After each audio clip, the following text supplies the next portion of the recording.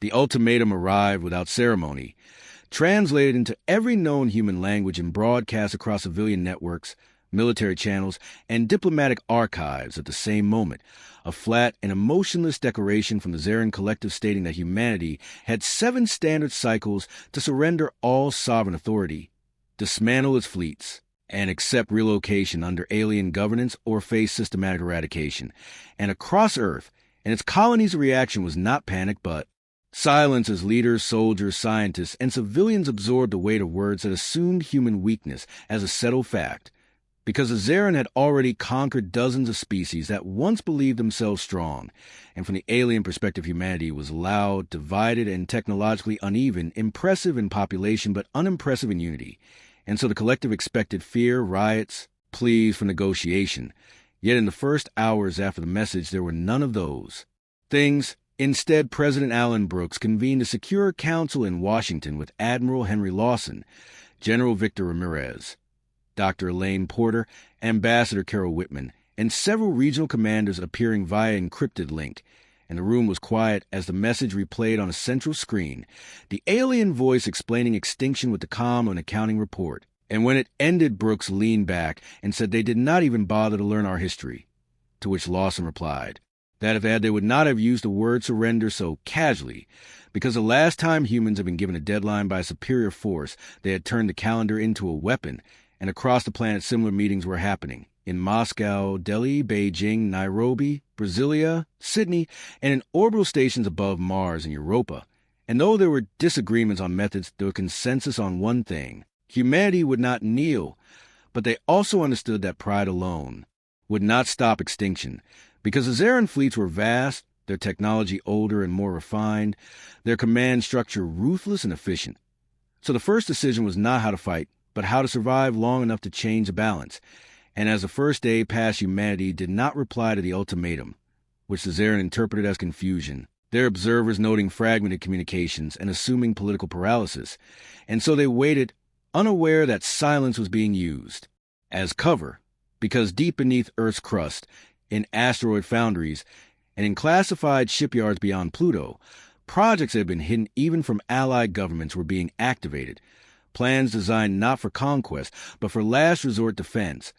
Plans that assumed humanity would one day face something that could not be reasoned with. And Admiral Lawson traveled to a facility known only as Atlas Vault, where he met Captain Eric Nolan, a fleet officer who had never commanded a public vessel. And Nolan listened as Lawson explained that the week was not a countdown to surrender, but a window to lure the enemy into certainty, because the Xarun valued efficiency and despised waste, and they would not deploy their full force unless convinced resistance would be minimal. And on the second day, Ambassador Whitman recorded a formal response that acknowledged receipt of the ultimatum and requested clarification on terms, a move designed to appear submissive while buying hours. And the Xarun replied quickly, pleased by what they saw as hesitation, outlining conditions that reduced humanity to labor units and genetic stock. And when that reply circulated through human networks, it hardened resolve rather than breaking it. Because people saw not annihilation, but erasure. And erasure was something humans had fought against since the beginning of recorded history. And on the third day, Dr. Porter oversaw the activation of the Aegis arrays, defensive systems disguised for decades as climate monitoring satellites, while engineers on Luna accelerated production of kinetic platforms that required no exotic energy and could not be easily detected. And General Ramirez ordered ground forces to disperse, not to hide, but to ensure no single strike could cripple command. And through it all, the Xarun watched and misread, their analysts noting increased activity, but categorizing it as evacuation preparation, because in their experience, lesser species either fled or collapsed when extinction was announced. And on the fourth day, humanity sent a second message, brief and carefully worded, stating that internal deliberations were ongoing and requesting an extension of 48 hours, which the Xarun denied, amused that humans still thought time was negotiable, and yet the denial played into human planning because it confirmed arrogance, and arrogance was predictable. And on the fifth day, civilian broadcasts continued as normal, entertainment channels running, markets open, schools operating, a deliberate show of calm that confused alien observers who expected chaos. And beneath that calm, Nolan's fleet began moving, ships without markings slipping from shadowed orbits, vessels built for endurance and redundancy rather than elegance, Crew selected not for obedience but for adaptability. And Nolan addressed them with a simple statement that they were not expected to win battles, but to change the rules of engagement. And on the sixth day, the Xarun began deploying forward elements. Massive carriers translating into the outer system with the confidence of an executioner walking to a bound prisoner. And the first human casualty occurred when a mining station near Saturn was destroyed without warning, a demonstration meant to terrify. But the footage instead spread resolve, because the miners had sent a final message saying they lived free and would die the same. And on Earth, Brooks addressed the world, not with fiery rhetoric, but with measured honesty, saying that extinction had been promised and that humanity had been here before under different names, different banners. But the choice was always the same, submit or resist, and resistance had never been easy, but it had always been human. And as the seventh day began, the Xarun flagship transmitted a final demand, surrender now, and humanity responded at last, not with words but with action, as the Aegis arrays shifted from passive monitoring to active targeting, and Nolan's fleet crossed a threshold the Xarun believed impossible for human drives. And in the first seconds of what would later be called the week of extinction, alien sensors lit up with anomalies they could not immediately explain. Because humanity had not tried to match alien power head-on. It had chosen asymmetry, redundancy, and persistence. And as Xarun commanders began issuing orders with growing irritation, the assumption that this would be a simple extermination began to fracture, and though one yet knew the scale of what was coming, one truth became unavoidable in those opening moments. The week had not been a gift to humanity to surrender. It had been a gift to prepare the galaxy for what happened when extinction was offered to a species that refused to accept it. When the first human counterstrike unfolded, it did not announce itself with spectacle but with confusion, because Xarun sensors began to fail in ways that did not match known electronic warfare,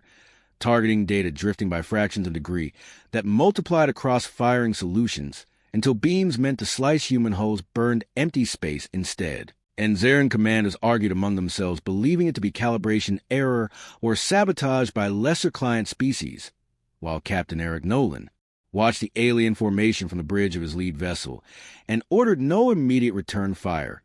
instructed his crews to maintain a mission silence and let the enemy reveal their habits. And this restraint baffled the Xarun further, because they were accustomed to frantic resistance once contact was made, yet the humans waited as if studying a storm before sailing into it. And in those minutes, Admiral Henry Lawson coordinated from Earth orbit with General Victor Ramirez, who confirmed that ground-based Aegis arrays were now fully synchronized, each array independently capable of autonomous engagement, yet networked loosely enough that no single strike could blind the system. And Dr. Elaine Porter reported that the arrays were performing beyond simulation expectations because they were not trying to overpower alien shields, but to overload their decision-making by presenting thousands of low-probability threats at once, forcing Xarun command logic to waste processing cycles on false dangers while real ones slipped through. And when the first human kinetic platform fired, it was almost an afterthought. A dense slug accelerated to a fraction of light speed, not aimed at a ship, but at the empty space between two carriers, a trajectory chosen not to destroy, but to demonstrate that humans could reach where they should not. And when that slug passed the formation, it tore apart smaller escort craft by proximity alone, shockwaves rippling through hulls designed to resist. Energy, not momentum. And Xarun captains began issuing retreat and regroup orders that contradicted one another, because their hierarchy assumed centralized clarity, not decentralized chaos. And on Earth, President Alan Brooks received confirmation that the Saturn demonstration had achieved its purpose. Alien forward elements were no longer advancing with confidence, but hesitating, probing, which bought humanity something more valuable than territory, time, and across human space the population felt the shift even without knowing details, because the broadcast changed tone from calm reassurance to quiet determination, and volunteers flooded auxiliary services. Factories shifted to emergency production without formal orders, and something ancient and collective stirred. The understanding that survival would not come from any single leader, but from millions acting with shared intent. And the Xarun Collective finally realized that their initial assessment had been flawed, not because humans were stronger than expected, but because they behaved differently than any species previously cataloged. And the supreme strategist of Collective, an entity whose name translated loosely to keeper of outcomes, demanded immediate escalation, ordering a concentrated strike on Earth itself to end the matter decisively,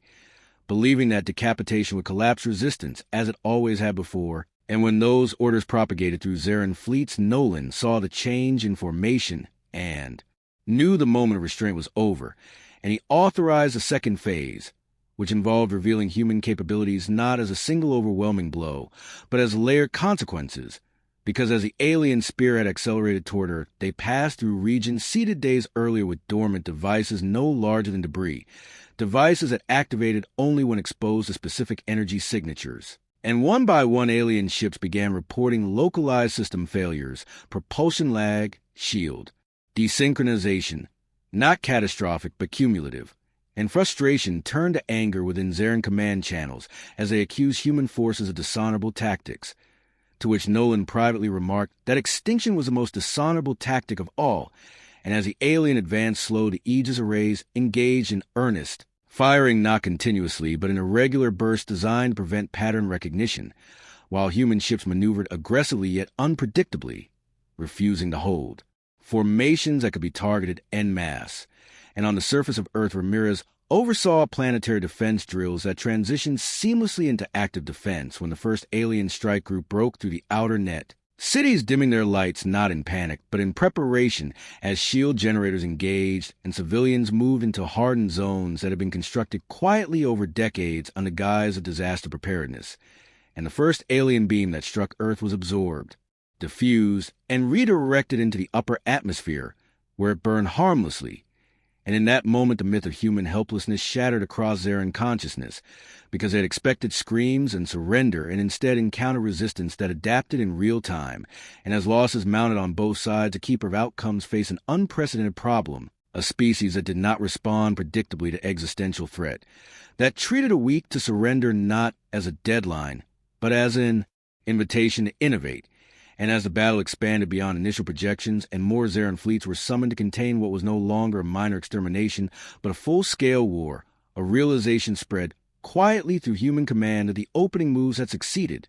The enemy was committed, their arrogance had drawn them in, and the path to extinction, once pointed at humanity, was beginning to curve back toward those who had issued the ultimatum, though the cost would be immense and the outcome far from certain. And yet for the first time since the message arrived, there was something like grim confidence among human leaders, because the galaxy was learning, too late perhaps, that giving humanity time was never a mercy. It was a mistake. The human counteroffensive expanded with a precision that confounded Xarun expectations, because what the aliens perceived as isolated resistance was in fact a meticulously coordinated network of offensives across orbital space, deep space colonies, and planetary defense platforms. Each node operating independently, yet informed by shared algorithms designed to exploit Xarun assumptions about predictability. And Captain Eric Nolan directed the lead strike fleet with near-prescient timing, not relying on raw firepower, but on deceptive maneuvers that drew the enemy into zones seeded with kinetic disruptors, microsingularity projectors, and stealth drones that emitted false signatures, while Admiral Henry Lawson coordinated reinforcement rotations to keep crews rested and systems optimized, and the Xarun, trained to dominate through brute technological superiority, could not comprehend why every strike that should have crushed humans instead fragmented into chaotic setbacks that compounded confusion. And on Mars Orbital Station, Dr. Elaine Porter oversaw the simultaneous deployment of electromagnetic scramblers that disabled communications without triggering automated countermeasures, forcing Xarun captains to operate blindly and begin issuing contradictory commands, which only amplified the effects of human asymmetrical tactics. And on Earth, President Alan Brooks addressed the world once more, not with speeches of victory, but with calm updates that emphasized coordination, resilience, and the moral imperative to protect humanity at all costs, while Ambassador Carol Whitman communicated with sympathetic alien factions who were witnessing collapse of the Xarun narrative that humans were weak, convincing them to delay further reinforcements under the guise of observation, subtly tipping the balance further in humanity's favor. And the fifth and sixth waves of attacks revealed the true depth of human preparation, asteroid belts previously mapped for. Mining had been converted into defensive choke points, populated with remote control mines that triggered only when enemy ships approached pre-designated kill zones, while stealth frigates used those same belts to ambush and harass flanks of the Xarun advance, forcing them to divert energy from offensive operations to maintain formation integrity, and as battle raged across multiple solar systems simultaneously, Human engineers on Titan activated orbital railguns capable of delivering projectiles with enough force to pierce even the thickest Xarun armor, all timed to strike at the exact moment alien carriers attempted evasive maneuvers, creating the appearance of near omniscience,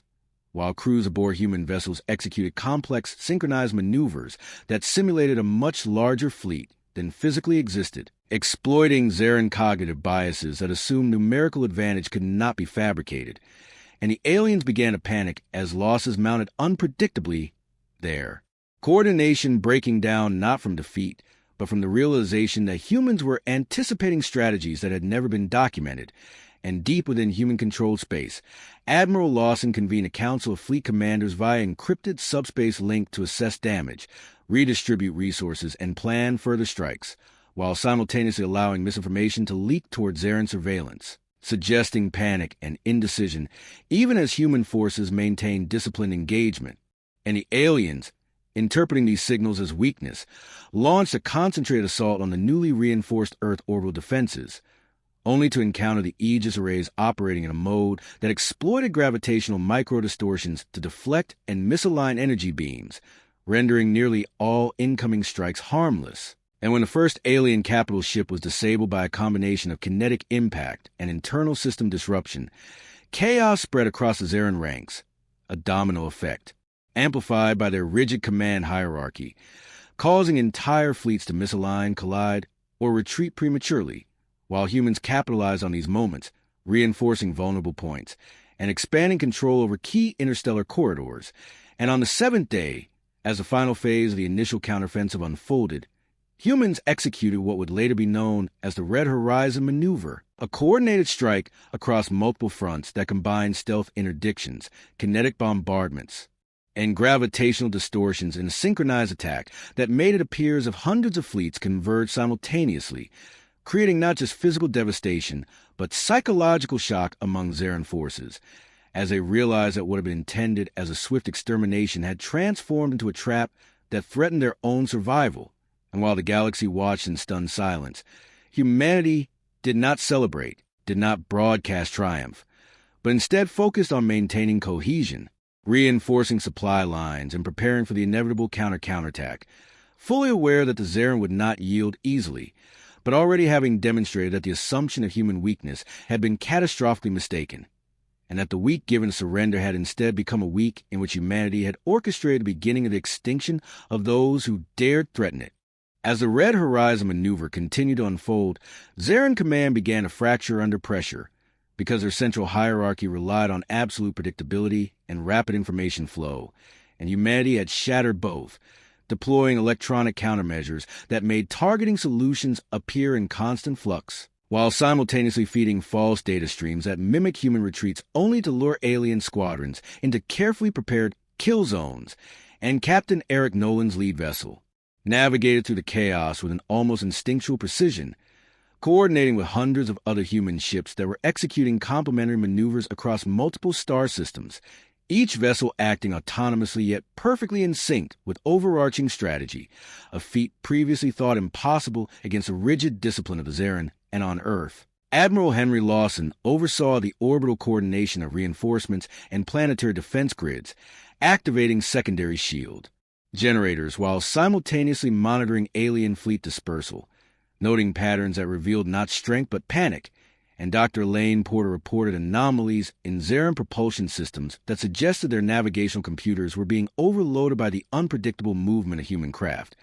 And Ambassador Carol Whitman continued to liaise with neutral alien observers, subtly providing evidence of human resilience and tactical genius, convincing them to delay reinforcements and question Xarun command legitimacy, while President Alan Brooks addressed the globe with measured statements emphasizing humanity's unity, preparation, and moral resolve, reinforcing both civilian morale and the determination of armed forces scattered across the solar system. And as the sixth day gave way to the seventh, humanity's hidden assets across the outer planets began to engage in full, from kinetic missile platforms on asteroids to deep space drones capable of swarming enemy vessels and disabling multiple ships simultaneously, while stealth frigates executed daring attacks that forced Xarun capital ships into defensive postures, overloading their shields and leaving them vulnerable to further strikes. And with every engagement, Human forces learned, adapted, and exploited weaknesses that the Xarun did not even realize existed. As patterns of overconfidence and rigid adherence to protocol became predictable targets, and as night fell across Earth's continents, the Xarun flagship attempted to regroup near Saturn's orbit, only to encounter the culmination of human planning. Gravitational distortion seeded over weeks that made targeting near impossible, combined with electromagnetic pulses that temporarily blinded sensors and forced manual piloting under extreme stress, while human vessels emerged from unexpected angles to harass flanks, creating the illusion of an overwhelming force while maintaining actual resource efficiency. And on Mars' orbital station, engineers adjusted the Aegis arrays to produce cascading interference patterns that rendered enemy long-range communications intermittent, causing Xarun commanders to issue conflicting orders that led to friendly fire incidents among their own ranks. And throughout the system, civilian broadcasts carried updates not of horror, but of calm, detailed reporting on defense progress and survival protocols, reinforcing human unity and making the Xarun misinterpret public composure as confidence that only deepened their mistakes. And as the seventh day reached its final hours, the Xarun fleets were no longer advancing with arrogance, but with caution, their movements hesitant, confused, and reactive, while humans operated with clarity and coordination, prepared for the final act of the initial phase, a decisive demonstration of asymmetric dominance, a calculated display of human capability that would irrevocably shift the perception of the species across the galaxy. And when the first human capital ship executed a sudden hyperspace maneuver behind enemy lines, cutting off supply chains and isolating key vessels, it became evident that the week given for surrender had transformed into humanity's strategic window, and with every successful engagement, human forces gained momentum, territory, and psychological advantage, while the Xarun, once so certain of quick extermination, faced the staggering reality that the species they had underestimated not only survived but had orchestrated their first massive reversal,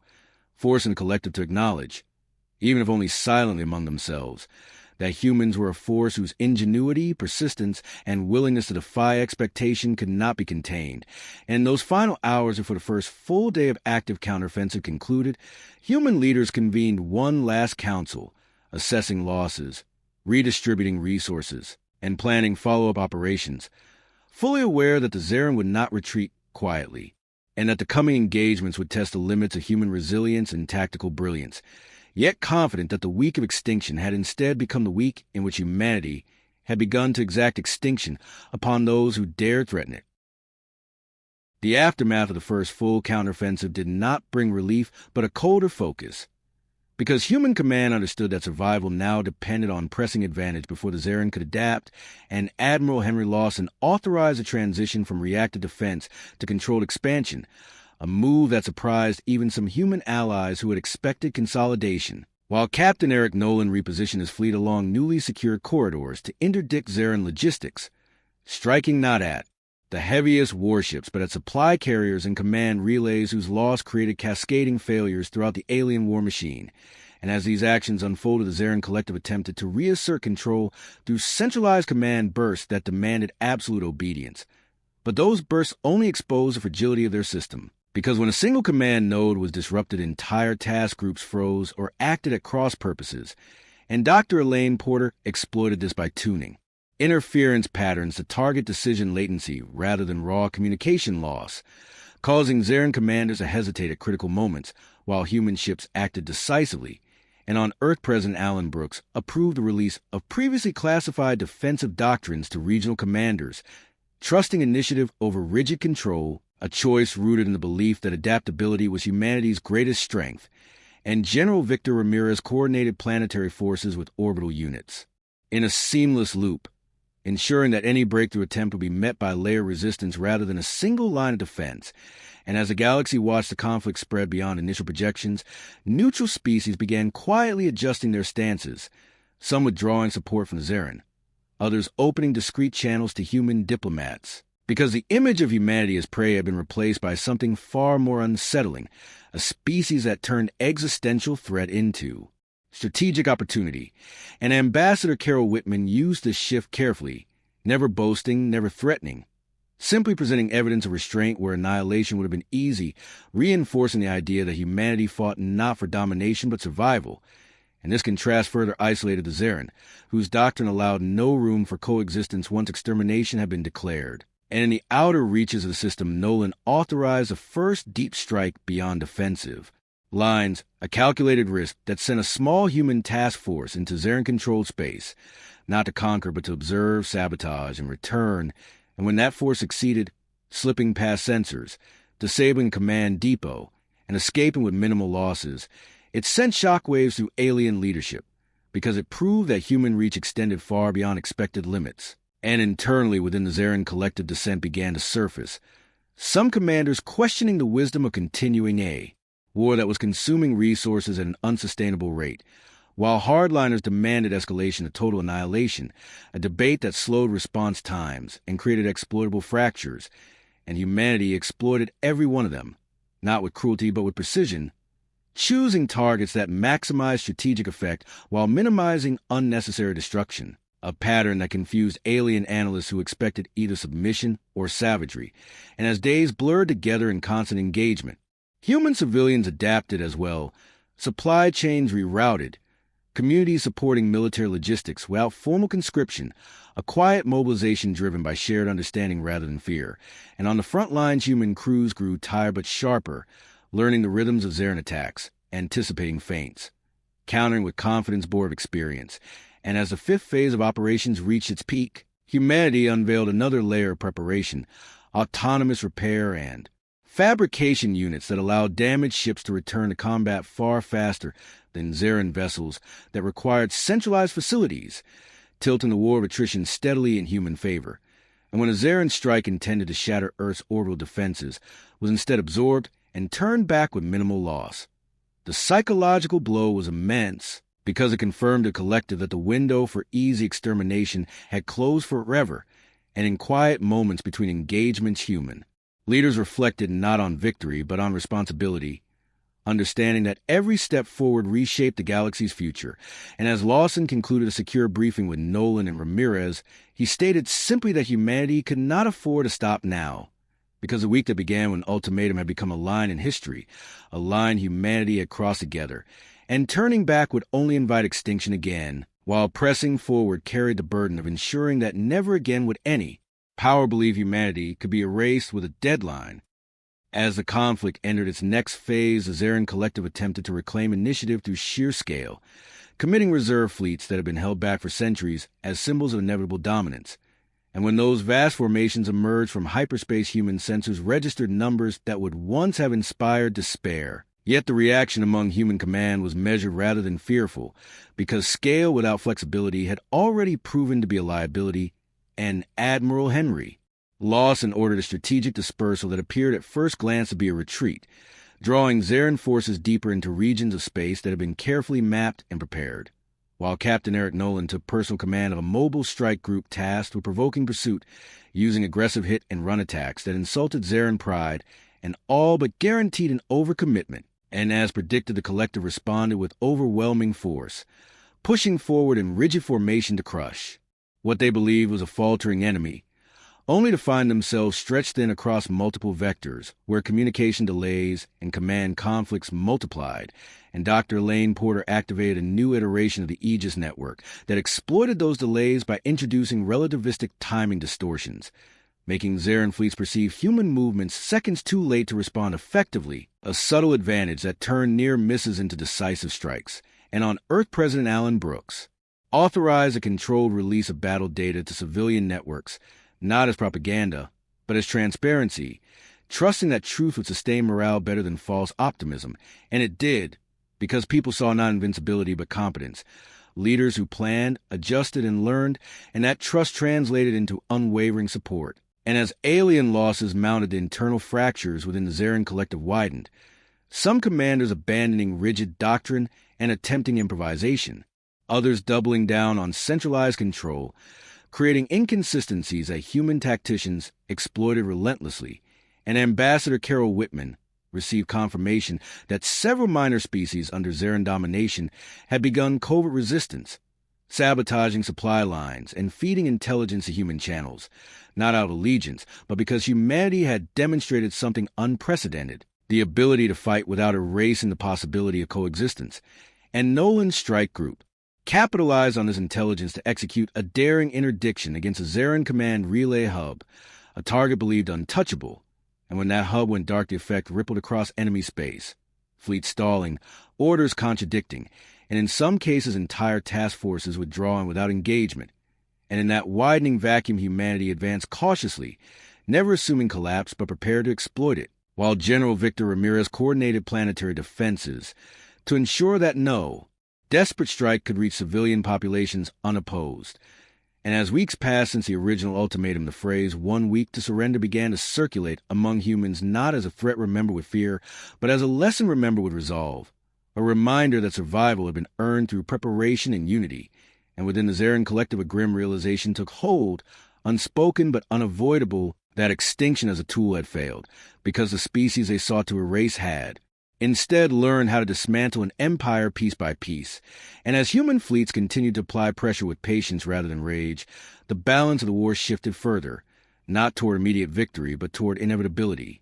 The slow, grinding understanding that humanity would not be exhausted, intimidated, or rushed into mistakes, and that the galaxy had irrevocably changed the moment the ultimatum was issued and ignored, setting humanity on a path that could no longer be undone. By the time the seventh phase of the war emerged, it was no longer defined by frantic exchanges of fire, but by momentum, a steady pressure that humanity applied with deliberate patience, because the Xarun Collective was beginning to understand that it was not fighting for victory, but for time, and time was the one resource humans had learned to deny them, and Admiral Henry Lawson shifted strategy again, ordering human fleets to pause advances at key junctions, not to regroup, but to let the weight of uncertainty crush alien morale, while Captain Eric Nolan oversaw the tightening of interdiction nets that made every Xarun movement costly, forcing them to burn resources simply to reposition, and Dr. Elaine Porter confirmed that alien industrial output was falling sharply as supply chains collapsed under constant harassment, a vulnerability the Xarun had never needed to guard against because no enemy had ever survived long enough to exploit it. And on Earth, President Alan Brooks addressed the world quietly, acknowledging losses, honoring the dead, and reminding humanity that restraint now mattered more than vengeance, because how this war ended would define humanity's place in the galaxy for generations. And General Victor Ramirez reported that planetary defenses had reached full redundancy, making the threat of successful terror strike against civilian populations effectively null, which freed human command to focus entirely on shaping the endgame. And within Xarun leadership, the cracks widened into fractures as rival commanders accused one another of sabotage or incompetence, their rigid culture unable to process failure without assigning blame, and those internal conflicts erupted into open disobedience when several task forces ignored central commands and attempted independent withdrawals, only to be intercepted and dismantled by human patrols that treated surrender not as weakness, but as a strategic opportunity, capturing crews, extracting intelligence, and spreading word through controlled channels that survival was possible if extermination was abandoned. And Ambassador Carol Whitman leveraged this shift masterfully, communicating through neutral intermediaries that humanity sought an end to the war not through annihilation, but through the permanent removal of extinction as a policy, an idea so alien to Xarun doctrine that it destabilized their ideological foundation. And as the psychological pressure mounted, Nolan authorized a limited demonstration strike against a heavily fortified Xarun shipyard, not destroying entirely, but crippling it beyond immediate repair, a message written in action that humanity could end the collective's capacity to wage war, but chose not to yet. And the effect was profound, because fear of total destruction gave way to a deeper dread, the realization that the enemy was in control of escalation. And across the galaxy, observers took note, because empires had fallen before, but rarely had one been dismantled with such calculated restraint. And as the seventh phase drew toward its close, human leadership convened to finalize the terms of the coming conclusion, understand that the next steps would either end the conflict or transform it into something far darker. And as Lawson ended the council, he stated that the Xarun had given humanity 1 week to surrender and instead taught them how to survive together. And now the galaxy would learn what humanity did with that lesson, not in rage, but in resolve. The final phase arrived not with a decisive battle, but with a decision, because by then the Xarun Collective no longer possessed the cohesion or resources to mount meaningful resistance, and humanity understood that extinction could now flow in either direction, and Admiral Henry Lawson deliberately slowed all advances, ordering fleets to hold positions while communication channels were open and kept open despite repeated Xarun refusals, a posture that confused alien commanders who expected either annihilation or withdrawal. And Captain Eric Nolan maintained pressure only where necessary, preventing regrouping but avoiding unnecessary destruction, while Dr. Lane Porter confirmed that Xarun industrial output had dropped below sustainable levels, and that continued war would inevitably collapse their civilization within a generation. And on Earth, President Alan Brooks addressed humanity one final time during conflict, stating plainly that the original ultimatum had failed, that humanity was still here, and that the choice now before them was not how to win, but how to end a war in a way that ensured no species would ever again be offered extinction as policy. And within the Xarun Collective, the Keeper of Outcomes finally broke silence, issuing a fragmented transmission that acknowledged miscalculation and requested cessation of hostilities, a moment that would later be studied across the galaxy, because it marked the first time the Collective had ever admitted error, and the terms humanity presented were stark but restrained. The immediate dissolution of extermination doctrine, the dismantling of centralized command structures that enable unilateral annihilation, the liberation of subjugated species, and permanent monitoring to ensure compliance, conditions that stripped the Xarun of absolute power but allowed survival. And when the Collective hesitated, Nolan repositioned fleets subtly, a reminder that refusal was no longer a viable option, and the acceptance that followed was quiet and uneven but real. And across human space there was no celebration, no parades, only exhaustion and reflection, because the costs had been high and the lesson heavy. And Ambassador Carol Whitman finalized accords with neutral observers who now regarded humanity not as conquerors, but as a stabilizing force born from resistance rather than ambition. And as weeks turned into months, reconstruction began, human and alien alike repairing damage undershared. Oversight, and the phrase 1 week to surrender intergalactic history not as a threat remembered with fear, but as a warning etched into collective memory, because it marked the moment a species expected to vanish, instead redefined the balance of power, and long after the last shots were fired, the galaxy would remember that humanity did not seek extinction, but when extinction was offered they responded with unity, patience, and resolve,